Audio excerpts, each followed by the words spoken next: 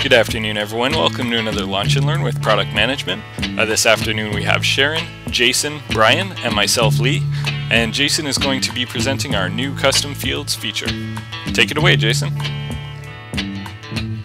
Okay, so in our next release, we're going to expand our custom fields from 10 to 100, and we've actually added a second type of custom field. So previously, the custom fields were always saved to the contact record.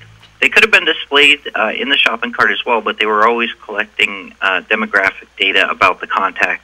So they would show on the order, but every time the contact changed those fields somehow through a form or by placing a subsequent order, it would change on all the previous orders. So we've actually created a custom field that's always saved to the order for historical purposes, which will allow our users to differentiate basically things they only need to know once, and it's specific to that order as opposed to demographic data.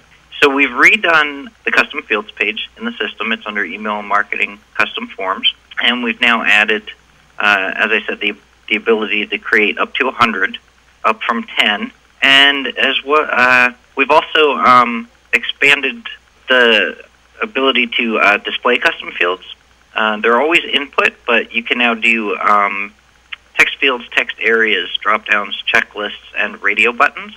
And you can decide whether you want to show that field on the checkout or display it on default forms. And the default forms are those created by the system. And, of course, you can choose whether or not to require them. So a couple of changes because of the previous iteration of custom fields. The custom fields used to have a hard-coded field ID. And there were only 10, so it was actually just field 1 through field 10. Well, in this release, you'll be able to dynamically name them.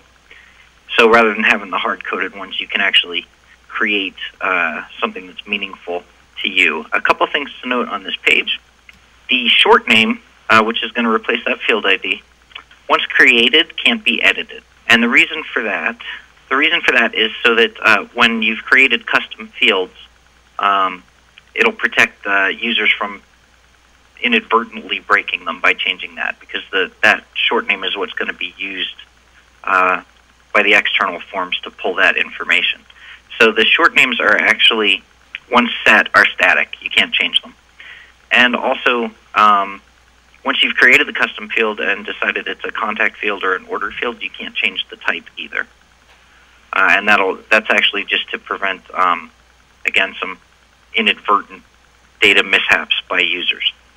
As you can see, you can create multiple values. We've done this very similar to our product options. So you can create multiple values, sort by rank, and remove them. Previously, I don't believe you could do that, so that's more flexibility. So we've got 100 custom fields total. You can use all 100 for order fields if you wanted to, or you split them up with contact fields as well. And by being able to decide which ones display on the checkout, you can actually do some things like this. So I've got some custom fields here. When are you available for delivery? It's order specific. You don't want it to change every time. And this introduces now the ability for the person filling out the form to select more than one value. So, for example, another use of this would be, how did you hear about us? And you could have, Google, Bing, Yahoo, or other as options. Well, if they select all of them, then you can use that information to market to later. So it's no longer single choice. This checklist has introduced the ability to allow for multiple values to be saved. That actually, that information, if you have it displayed on the checkout, is going to show on the orders. So you can actually see the differentiation here, custom order information. And if there are multiple values, it's just going to show you all of them in a comma-separated list. And if there were custom contact information on that page, on the checkout, it would show here as well.